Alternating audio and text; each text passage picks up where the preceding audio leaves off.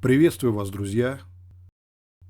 Если вы вдруг перешли на Windows 11 и вам не нравится местный Paintbrush, и вы хотите вернуть нормальный Paint назад, я имею в виду как вот этот, который установлен по умолчанию, то вам сперва надо зайти на сайт win7games.com.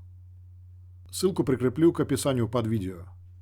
Тут есть много программ старого классического образца, включая и Paint. Тут надо скачать архив с инсталлятором Paint, все доступно и все бесплатно. Разархивирование архива дает инсталлятор под названием Classic Paint 1.1 Setup. Его запускаем, жмем Next, еще раз Next, и теперь надо нажать Open Settings. Тут выбираем псевдонимы выполнения приложения и убираем галочки с текущего Paint и браша.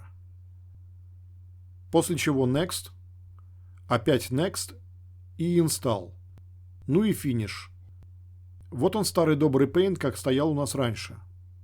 Как по мне, он более удобный. Если поискать Paint в приложениях, то их тут будет два. Paint от Windows 11 и Paint Classic, который мы только что установили. Дальше надо прописать файлы, которые будут открываться под него. Пользуйтесь.